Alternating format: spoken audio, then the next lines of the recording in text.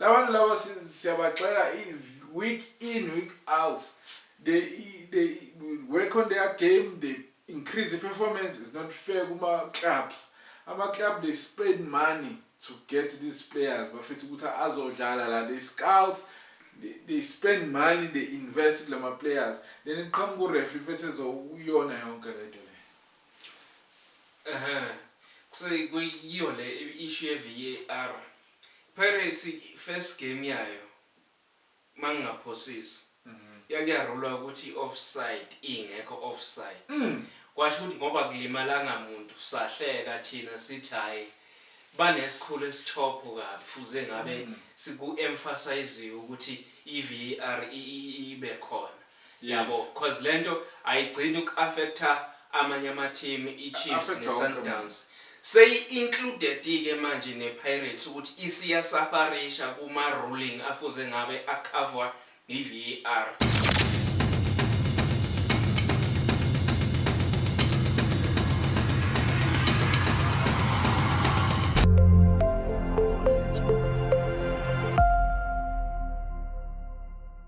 Sanibona bafethu, welcome to Starting 11. Igama lami nguSanele aka uDonto Nkaba. So njengenjalo bafethu nazi ukuthi angihambi ngedwa, ngihamba noSibuda Libuda, Sibuda Grand. Moja. Hayi bafethu, namhlanje bekudlala AmaZulu versus iOrlando Pirates. It's People's Park, Kings Park. It's Kings Park Stadium. Bebengadlali ke kwi eMabhida home ground yabo AmaZulu because they were hosting Orlando Pirates. But before we get into the game, so please don't forget to follow us on YouTube at Starting 11XI. So bafethi lapho uthola khona the full content ukuthi khamba kanjani. Ko TikTok na Facebook siposta nje ama clips amancane. So Sibuda Grand. Hayi mnandi masithi kuwe. Okay bafethi, umdlalo uphele ngo-1-1. Kuqale kwakora for Orlando Pirates Moremi. Qale kwakora uThepang Moremi.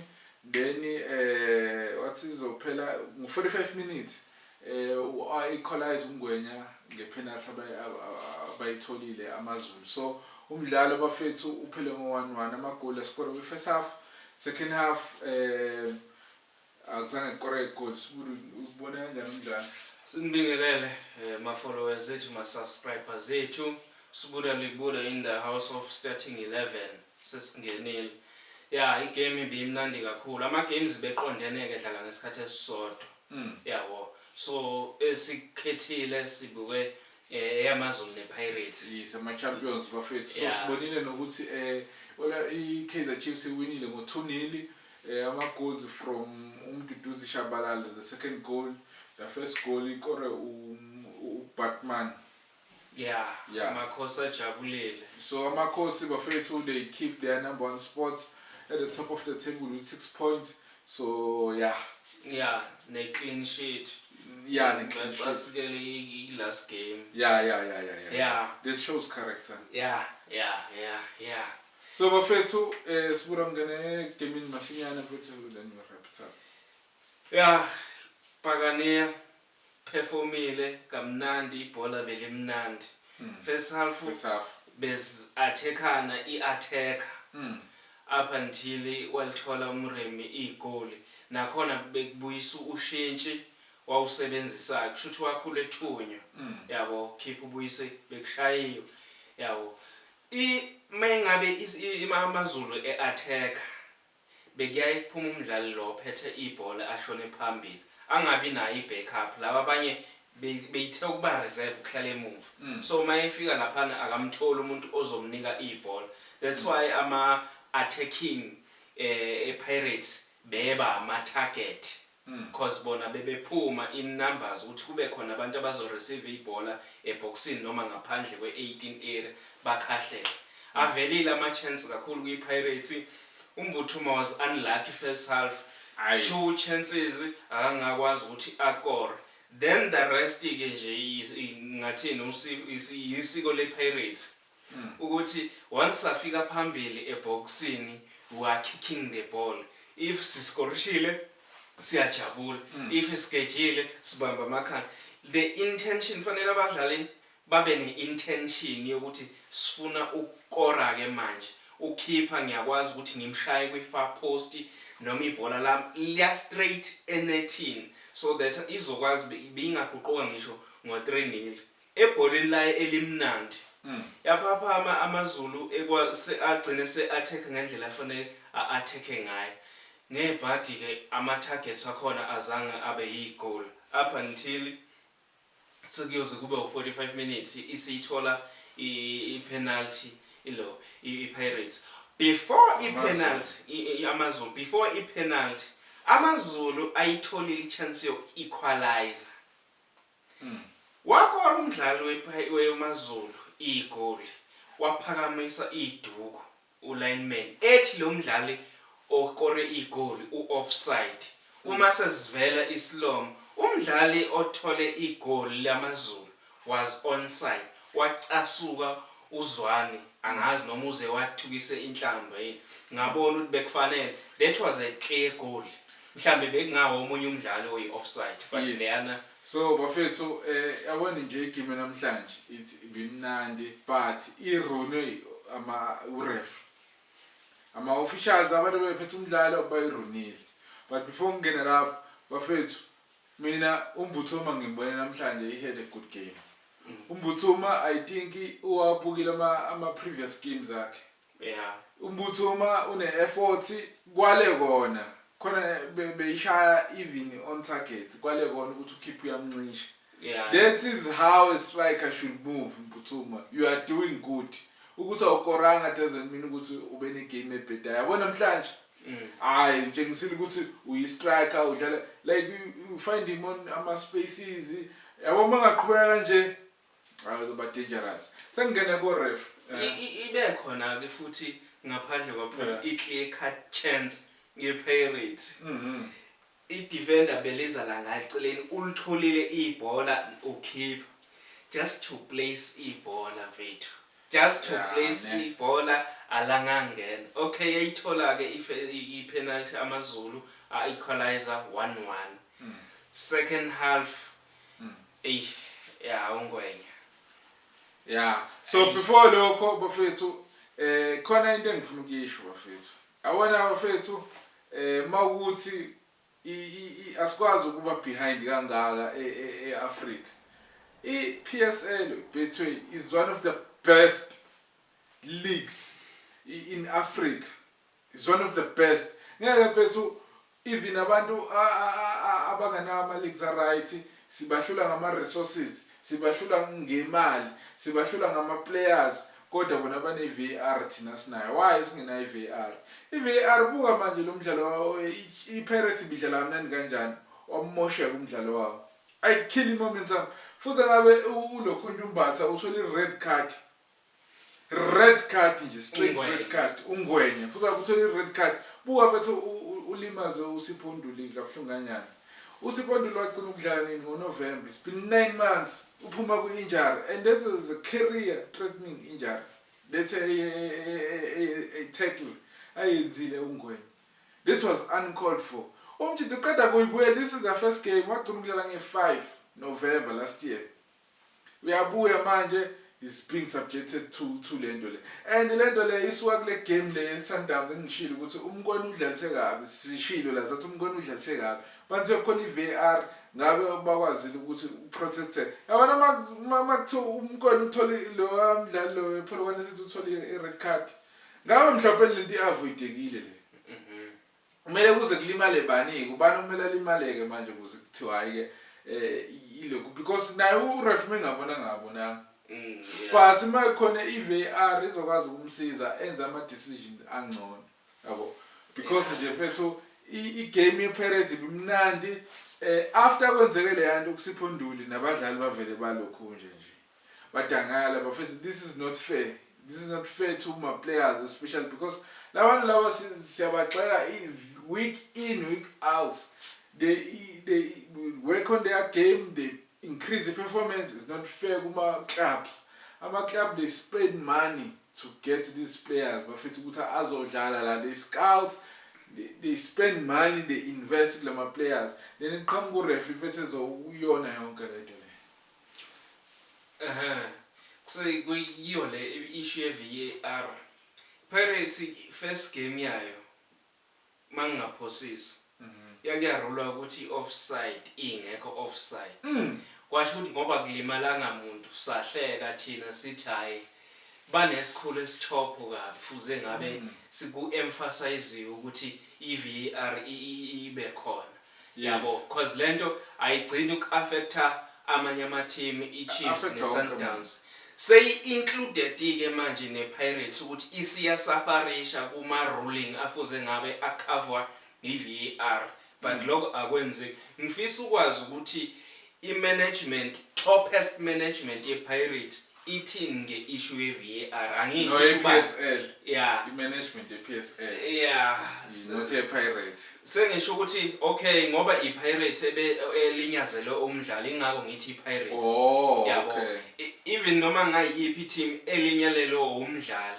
fuze ngabe wonke umuntu kwimanagement yama team ukhuluma ilanguage yeVAR uzwana uqeda kusho ukuthi umdlalo wakhe ukorigol lo equalizer but it was disallowed but bazothini ngoba yini igame of football no it's not a game of football it's a game of VAR isimo sesishintshile yabo limalile umdlali asimazi ukuthi uyobuya abuye nini unduli bene game emnandi mfethu ungwenya bene game emnandi even after a red card kusho ukuthi ukukhohliwe ukuthi ulimaza umuntu kwabuya mfethu wadlala mfethu waperforma sengisho kona ukuthi lento ukuthi ingilimaza umdlali sezodembesela no uqhubekile neperformance emnandi angingathi emnandi right but bese unfortunate ngoba fuze ngabe yena uma kuphuma unduli naye uyaphuma qalwe yena kuqala aphume kulandele unduli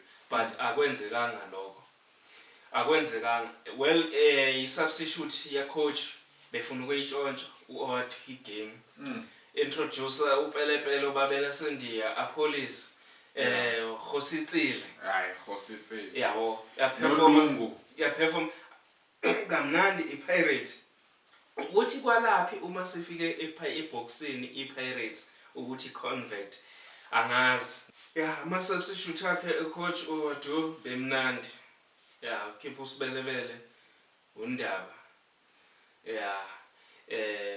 bangena mfethu uyashintsha igame uthi efika kwapolice washaya icreativity emnandi kanjani ngebhadi ke besigcwele amazulu eboxini bese kufanele umuntu ozokhahlela ngaphandle kwebhokisi selinga deflector ibhola noma lishaya isandleni kube yipenalty cause le amaphaselane eboxini ayizange isebenze up until kuze kuyophela umdlalo bese ibhokisi nje bese linabadlali abaningi bengimakile baphume mangabe sekuyicounter so bese kufuneka umuntu ngebhadi bengasekho kumbathi umbatha ngethulimele uyena umuntu obeyaya khahlele ngaphandle kwebhokisi kwePirates bengekho yabo but all in all igame beyimnandi iperformile bekumele itshontshe iPirates le at least beyingayitshontsha ngamagoli first half if njengoba ingagoranga ke second half amagoli nje aqhamukile ukuthi ngawashaya ayi3 awangangena but ke hard luck to umbuthuma if angaqhubeka adlale kanje mina ngizosho ukuthi iPirates isine striker ke manje uma ingaqhubeka kanje sinama striker u2 khona uHaaland kusafanele adlale egroundini akor then ngizosho ukuthi iPirates ithenge striker isathe kumdlali so njengamanje umuntu oyiforward okorile wePirates umremi unumber 9 kwiPirates seloku iqalile le game akekho number 9 osakorile kusho ukuthi iPirates ngizosho ukuthi ke mbothuma base convertile hayi ke sine striker no baby Haaland mase kushaya amagoli ngizosho ukuthi sine striker good performance bola belimnandi ngaphandle kwale tackle enzo ungwenya nama officiating errors nje bethu o referee bafethu say referees ayo bafethu you need to up your game you need to up your game ngoba manje iyanishiya game ama players they are working hard to improve ubonele game bimnandi kanjani then qhamuka umuntu nje ezo officiate umbhedo killing momentum don't protect ama players usibonduli nje bafethu he is unfortunate that was a bad tackle kwake kube ne screen lapha na eTV ngiyakhumbula omunye umdlalo kudala kwadlala isilonyo uref wabuka isilomo kwi-TV washintsha isinqumo sakhe wajaja kahle angazi noma lawo ma-screen awabe sabe khona yini la amakhulu enye into uminister wayikhipha imali angithi last year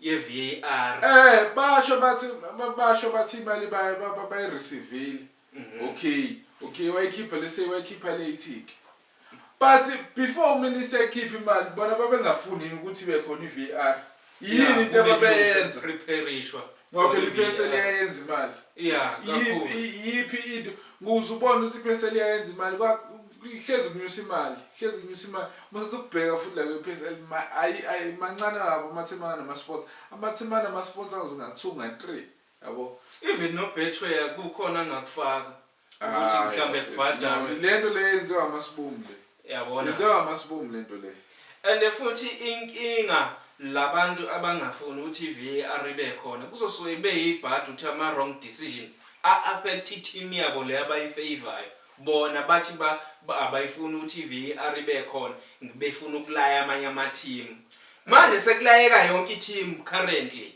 akekho i-team elayeka yodwa kulayeka wonke umuntu manje uyabo manje uSipho uNdula akekho uMbatha akekho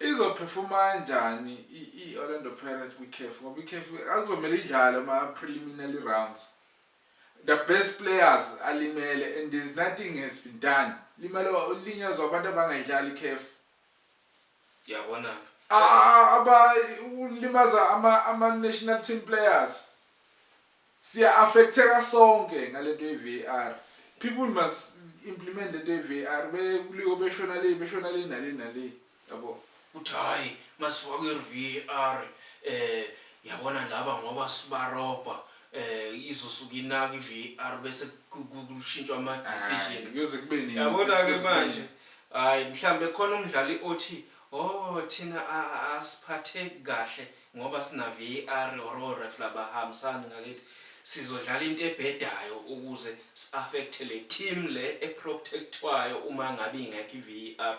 VAR ayibe khona to protect wonke ama-teams akhona wonke umdlalo wonke ama-decision a-wrong enziwe akwazi ukuthi alungise ukuba ama-decision a-right so that kuzokwazi ukuthi-ke manje uma sesiya lapha kwi-CAF bani sesiyabantu abaziyo ukuthi hayi no si-protected akekho umuntu ozogalavanta or enzeni wenza something lapha kwi-CAF umdlalo ulimaza umdlalo wangale e-Africa uzothola i-red card kabi you won't get away with it thola i-red card you won't get away with it yabo kanti mase uyijwayele ekhaya lento ukuthi i-VAR ikhona angizokudlala into ebhedayo uzoya laphana will play safe kwi-CAF.